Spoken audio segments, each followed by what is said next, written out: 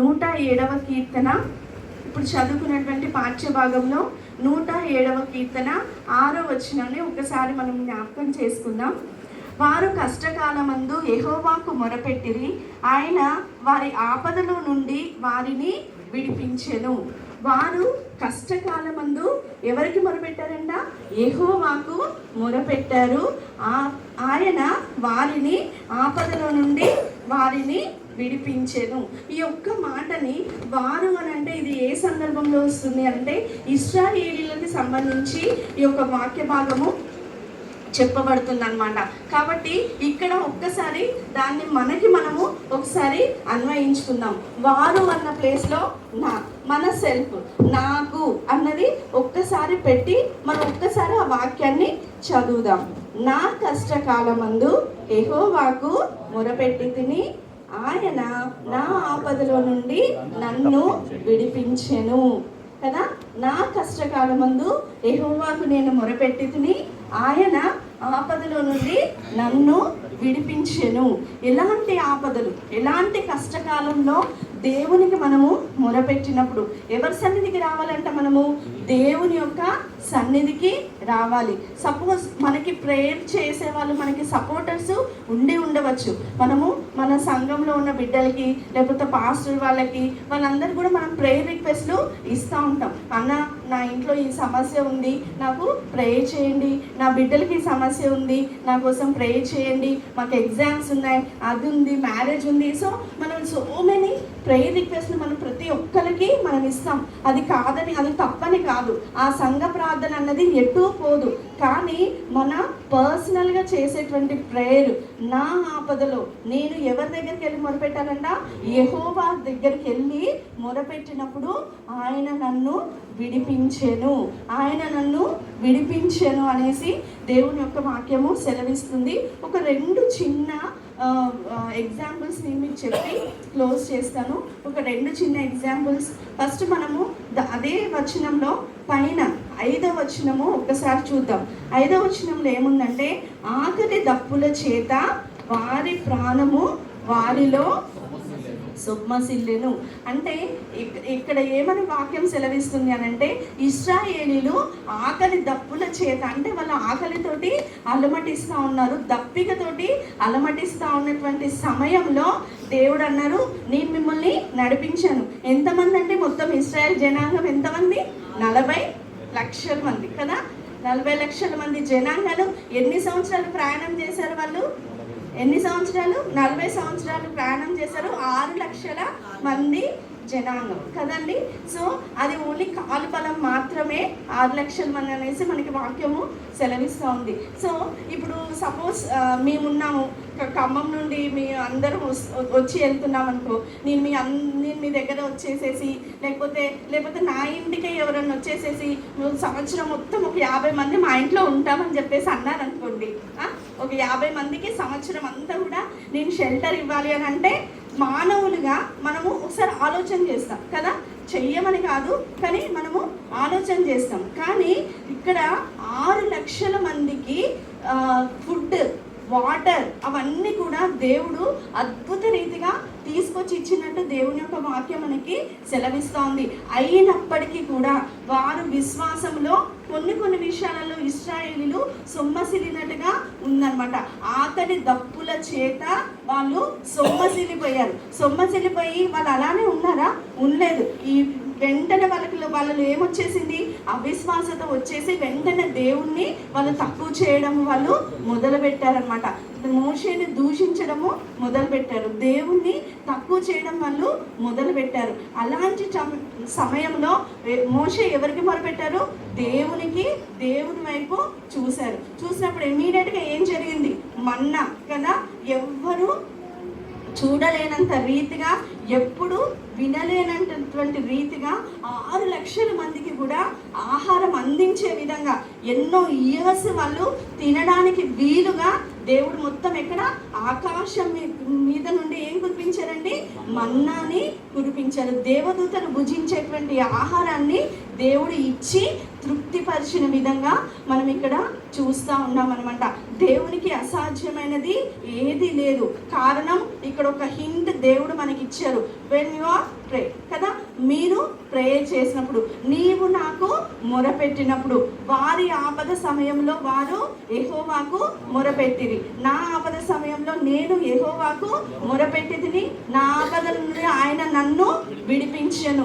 దేవుని సన్నిధిలో మనం వచ్చి మొరపెట్టినప్పుడు ఆకలి దప్పుల నుండి, అది ఆత్మీయమైనటువంటి ఆహారం కావచ్చు, శరీరానికి సంబంధించినటువంటి ఆహారం కావచ్చు, నీ పోషణ విషయం కానీ, నీ పిల్లల పోషణ విషయం కానీ, చదువుల విషయం కానీ, ఏదైనా కానీ, చిన్న సమస్య అయినా కానీ, నీ యొక్క ప్రతి నీడ్, నీ యొక్క అవసరత, ఇక్కడ మనకి చెప్తున్నటువంటి వాక్యంలో ఇక్కడ నీ యొక్క అవసరత ఏదైతే ఉందో ఆ యొక్క అవసరత నుండి దేవుడు నిన్ను పైకి లేవనెత్తుతాడు. ఎప్పుడు లేవనెత్తుతాడు? ఇంట్లోనే కూర్చొనేసి నిద్రపోతే లేవనెత్తుతారా? కాదు. ఎప్పుడు లేవనెత్తుతాడు? నీవు దేవుని సన్నిధికి వచ్చి మొరపెట్టినప్పుడు నీ ప్రతి అవసరతని దేవుడు ఏం చేస్తారు? తీరుస్తారు. ఆ ప్రతి కష్టం నుండి దేవుడు నిన్ను విడిపిస్తాడు. సో మన పర్సనల్గా ఎలాంటి ప్రాబ్లం ఉన్నా, ఎలాంటి కష్టంలో ఉన్నా దేవుడు సన్నిధికి మనము వెళ్ళాలి. First thing. Okay, then second, రెండోది మనం ఒకసారి చూద్దాం. ఇదే కీర్తనలో దేవుడు కష్టకాలంలో మొరపెడుతున్నాననేసి 2-3 సార్లు రాయబడి ఉంటుంది. సో మళ్ళీ కిందికి చదివినట్లయితే ఇంకొకసారి దేవుడు ఇక్కడ జ్ఞాపకం చేస్తున్నాడు, ఎలాంటి కష్టంలో నువ్వు నా సన్నిధికి వచ్చి మొరపెట్టు అనేసి. ఇది ఈ వర్స్ 13 వర్స్ ఒకసారి చూద్దాం.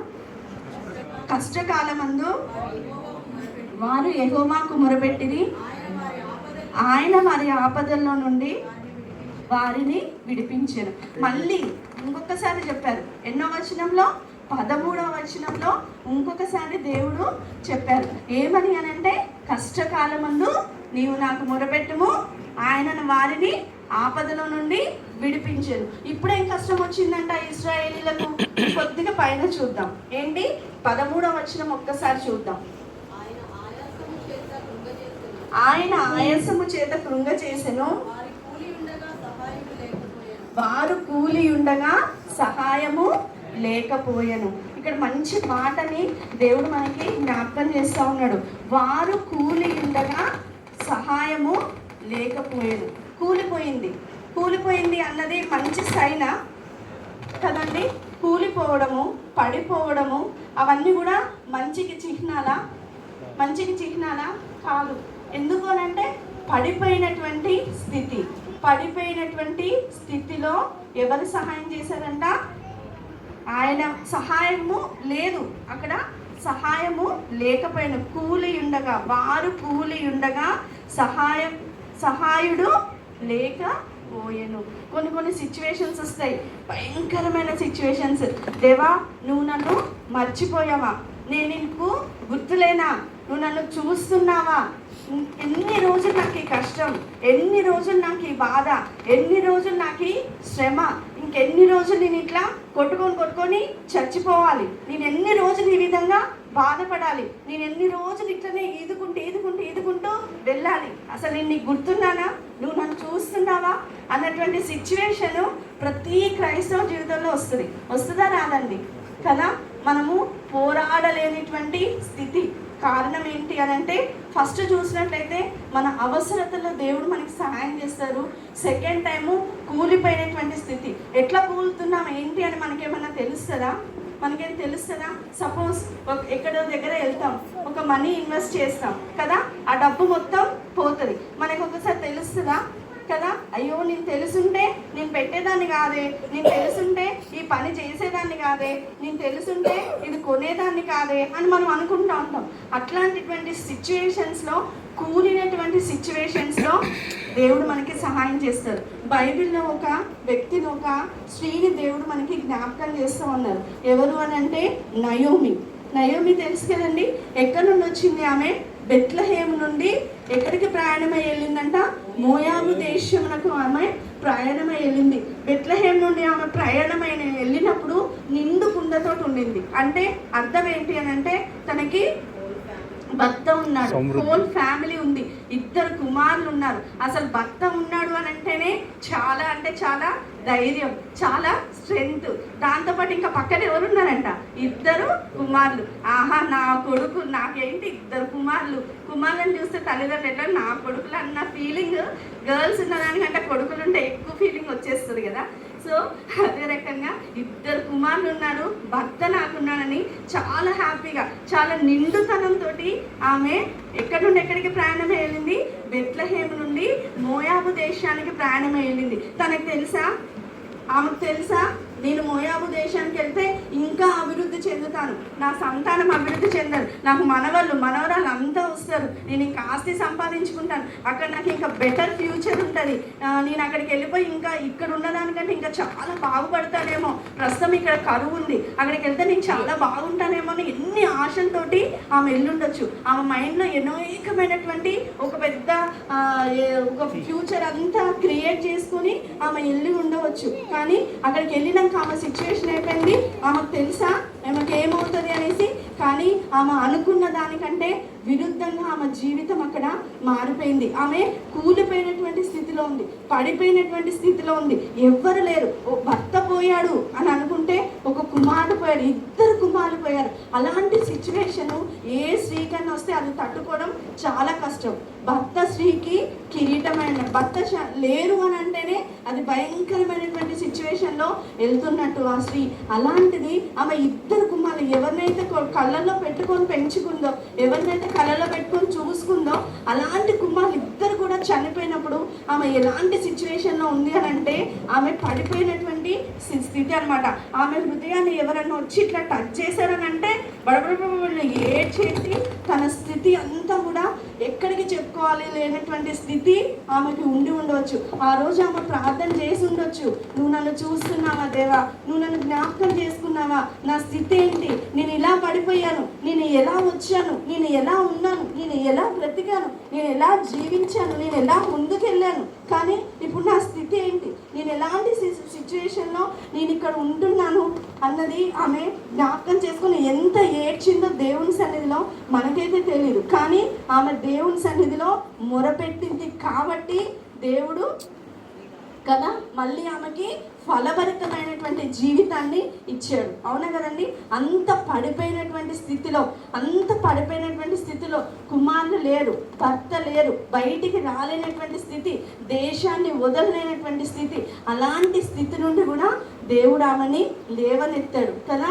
లేవనెత్తి ఆమె వంశంలో నుండి ఎవరు వచ్చారండి కదా, ఉన్నతమైనటువంటి వంశాన్ని దేవుడు ఆమెకి ఇచ్చాడు. అయిపోతుంది కదా, కుమారులు లేకపోతే వంశం ఉంటుందా? ఆమె ఎంత విలపించిందో, కానీ దేవుడు ఉన్నతమైనటువంటి స్థితిని ఆమెకి ఇచ్చాడనమాట. కాబట్టి కీర్తన గ్రంథంలో దేవుడు ఈరోజు మనకు ఒక వాక్యాన్ని సెలవిస్తున్నారు. ఏంటి అని అంటే, కష్టకాలం, వారు కష్టకాలమందు యెహోవాకు మొరపెట్టిరి, ఆయన వారి ఆపదలో నుండి వారిని విడిపించాను. దేవుడు ఈరోజు ఈ యొక్క వాక్యం ద్వారా మనతో మాట్లాడుతున్నాడు. ఒక్కసారి వాక్యాన్ని మనము జ్ఞాపకం చేసుకుందాం.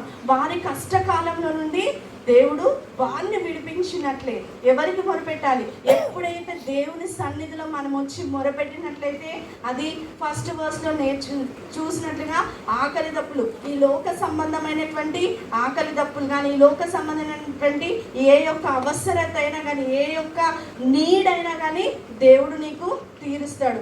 ఎప్పుడు తీరుస్తాడు? నువ్వు వచ్చి దేవుని సన్నిధిలో మొరపెట్టినప్పుడు మాత్రమే. ఎట్లా అనంటే, ఇంకా నాకు నువ్వు తప్ప వేరొకరు లేరు, నీవు తప్ప నాకు సహాయం చేసేవారు లేరు, నేను నిన్ను విడువను, నువ్వు నాకు ఇది చేయాల్సిందే ప్రవ్వా, నేను ఒక విజన్ పెట్టుకున్నా, నేను ఒక గోల్ కలిగి ఉన్నాను. ఇక్కడ కింద ఒక వాక్యము, ఇందులోనే ఒక్కసారి 9th verse చూద్దాము. ఏలయనగా ఆశ కలిగిన ప్రాణమును ఆయన తృప్తిపరుచున్నారు. నువ్వు ఈరోజు డిసైడ్ చేసుకో, నీకు ఏ ఆశ ఉందో, నీ ఫ్యామిలీ పట్ల, నీ పిల్లల పట్ల, నీ గోల్స్ ఏదైతే ఉందో, నాకు ఈ ఆశ ఉంది, నేను నీ సన్నిధిలో మొరపెడుతున్నా, నేను ఈ కష్టంలో ఉన్నాను, నాకు ఈ యొక్క ఆశ ఉంది, నేను ఈ సన్నిధిలో మొరపెడుతున్నా, నేను అనుకున్న ప్రతిదీ కూడా నాకు జరగాలి. అది ఎలాంటి స్థితి అయినా కానీ, కృంగిపోయినటువంటి స్థితి, పడిపోయినటువంటి స్థితి, కూలిపోయినటువంటి స్థితి అయినా కానీ దేవుడు మనల్ని నడిపిస్తారు. కాబట్టి ఒక్కసారి ఈ మాటని మనము జ్ఞాపకం చేసుకుందాం. ఒక్కసారి మళ్ళొకసారి మనం అందరం కూడా ఈ మాటని అందరం కూడా చదువుదామండి. ప్రతి ఒక్కరు కూడా ఈ మాటని చదువుదాం. 13th verse. కష్టకాలమందు వారు యెహోవాకు మొరపెట్టిరి, ఆయన వారి ఆపదల నుండి వారిని విడిపించెను. కదా, ఇది మన జీవితంలోనికి మనం అన్వయించుకుందాం. నా కష్టకాలమందు నేను యెహోవాకు మొరపెట్టితిని కదా, ఆయన నన్ను నా ఆపదల నుండి విడిపించెను అనేసి దేవుడి యొక్క వాగ్దానాన్ని ఈరోజు మనకి ఇస్తూ ఉన్నారు. ఇందుని బట్టి దేవునికి వందనాలు తెలియచేసుకుంటున్నాను.